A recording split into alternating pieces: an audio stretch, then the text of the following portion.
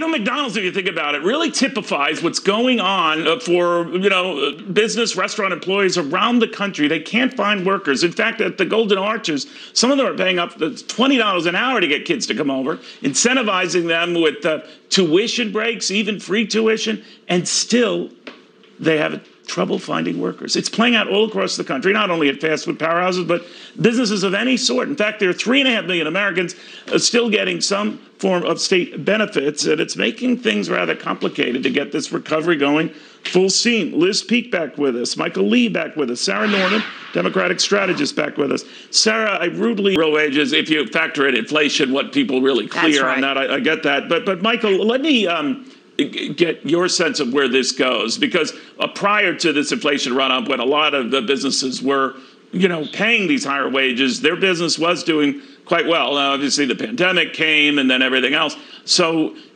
I don't know if the jury's still out on this issue, but businesses are in this position because their business is booming and they need more workers to address that booming business. So they're caught in a tough position.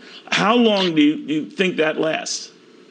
So Neil, we have a few factors playing in here, right? Obviously, the big one is these extended unemployment benefits. The naysayers said this would keep people out of the workforce, and they were 100% correct. You're clearly seeing that now. The job opening labor turnover survey is at like 9.3 million, which is 2 million higher than than the record before. And then it has to do with the fact that people in a lot of states, people are making more money than staying at home than they would be going to work. So that's going to fall off a cliff in September, October, and we'll see how that plays out. And then you're also dealing with what we were dealing with pre-pandemic in a skills mismatch, where there were 500,000 unfilled manufacturing jobs across the country.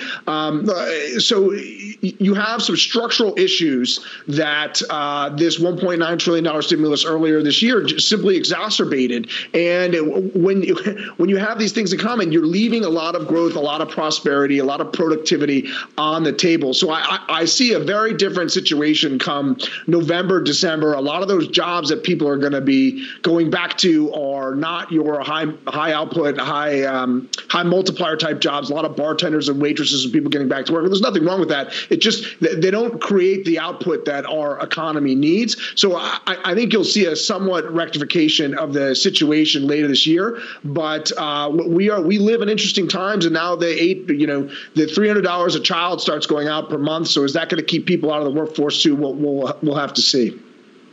Right. All right. We just see want to see steady jobs improvement, period. So I think Republican, Democrat, Conservative, Liberal, I think we're all united on that front. We'll see what happens. Guys, thank you very, very much. In the meantime,